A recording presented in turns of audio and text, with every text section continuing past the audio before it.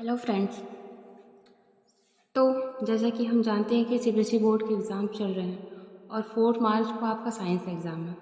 तो carbon and compound एक ऐसा चैप्टर है केमिस्ट्री का जिसमें से कई ज़्यादा क्वेश्चंस पुटअप किए जाते हैं हमारे एग्ज़ाम्स में।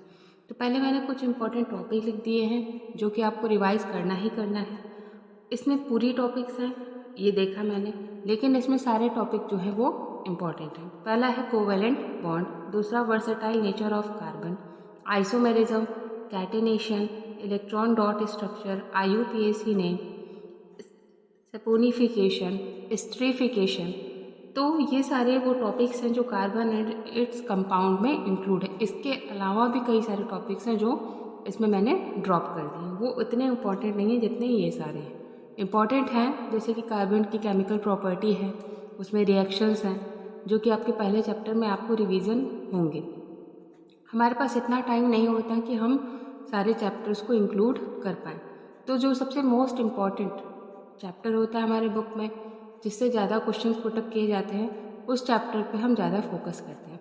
तो विदाउट वेस्टिंग आवर टाइम हम बढ़ते हैं सबसे पहले कोवेलेंट बॉन्ड। कोवेलेंट बॉन्ड होता क्या है? तो उससे पहले एक छोटा सा रिकॉल करते हैं कि कार्बन की प्रॉपर्टी क्या होती है। कार्बन एलिमेंट जो होता है वो इतना इम्पोर्टेंट होता क्यों है? क्योंकि वो हमारे नेचर में काफ़ी कम क्वांटिटी में पाया जाता है, लेकिन वो बहुत इम्पोर्टेंट होता है। तो देखते हैं। कार्बन के एटॉमिक नंबर 6 होती है, कार्बन का एटॉमिक वेट 12 होता है, electronic configuration 2 and 4। Carbon derived है लैटिन वर्ड से, वो वर्ड है कार्बो जिसका मतलब होता है कोल। इलेक्ट्रॉनिक कॉन्फ़िगरेशन सबको पता ही होगा, ये रूल्स वगैरह कि KLMN 4 सेल्स होते हैं। एट लास्ट मैं आपको रिवीजन करवाऊंगी, रिकॉल करवाऊंगी उसके बारे में भी, लेकिन अभी आप एक थोड़ा सा टच कर लीजिए कि KLMN क्या होता है। देखते हैं covalent bond, the bond which formed by the sharing of an electron pair. इस वर्ड पे फोकस करिए, sharing of an electron pair, यानी कि जहाँ पे इलेक्ट्रॉन पेयर्स की क्या हो, शेयरिंग हो, उसको बोलते हैं कोवेलेंट बॉन्ड। अभी हमने देखा कि कार्बन के पास 4 वैलेंसी होती है, वैलेंसी भी सबको नोन होगी। आउटर मोस्ट शेल्स में जितने इलेक्ट्रॉन्स होते हैं वही उस एलिमेंट की वैलेंसी कहलाती है। तो कार्बन की वैलेंसी 4 होगी क्योंकि हमने देखा कि इसके आउटर मोस्ट शेल में 4 इलेक्ट्रॉन्स प्रेजेंट हैं।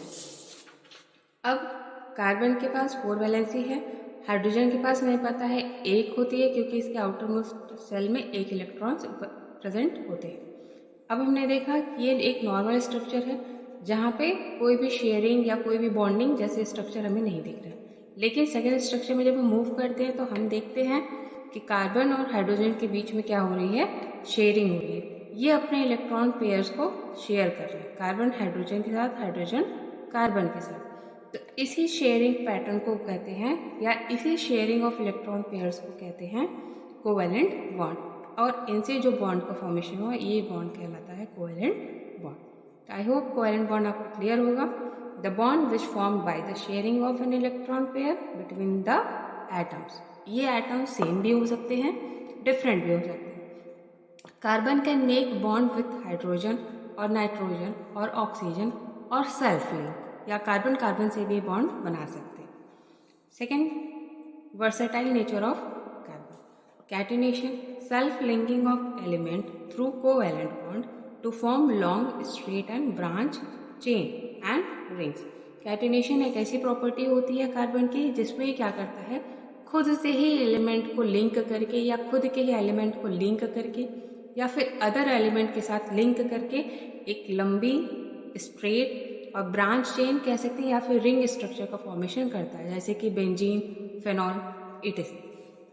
फिर है टेट्रा वैलेंसी ऑफ कार्बन। ऊपर आपको बताई दिया कि कार्बन के पास आउटर मोस्ट शेल में 4 इलेक्ट्रॉन्स होते हैं, जिसकी वजह से ही वो क्या करता है, अलग अलग एलिमेंट से या सेल्फ के एलिमेंट से वो बॉन्डिंग बना सकता है।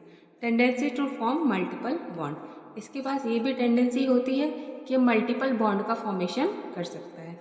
फॉर एग्जाम्पल सिंगल बॉन्ड जो हो यहाँ पे दिख ही रहा है, double bond and triple bond.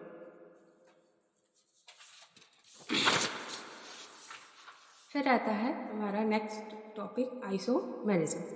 Compound with same molecular formula but different chemical and physical property, इसको बोलते हैं आइसोमर। इस पूरे प्रोसेस को या इस पूरे फिनोमेना को क्या कहते हैं? Isomerism. Okay, isomerism compound with same molecular formula, जिसका मॉलिक्यूलर फॉर्मूला जो होगा वो सेम होगा, यानी कि C4H10 ही होगा, लेकिन इसकी chemical and physical property change होगी। तो इसमें सबसे पहला आइसोमेरिज्म या क्लास 10th में जो आइसोमेरिज्म पढ़ाया गया है वो है स्ट्रक्चरल आइसोमेरिज्म।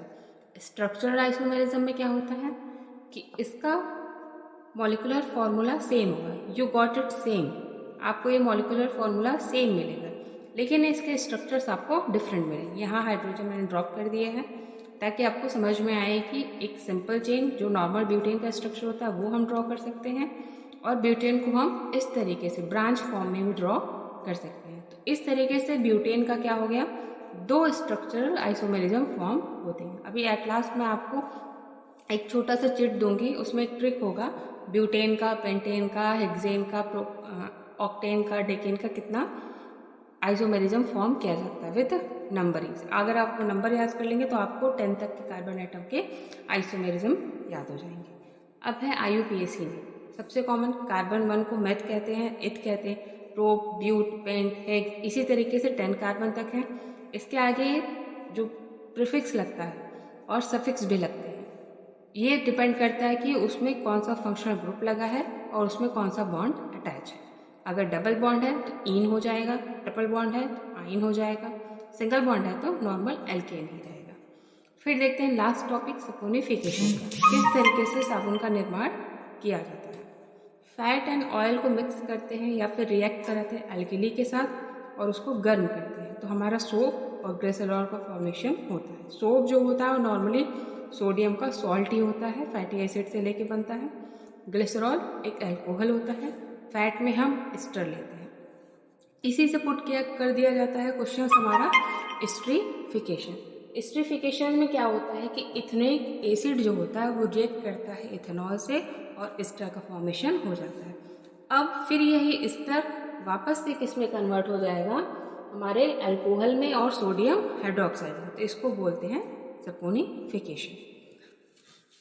ओके, अब देखते हैं जो मैंने बताया था KLMN शेल के बारे में।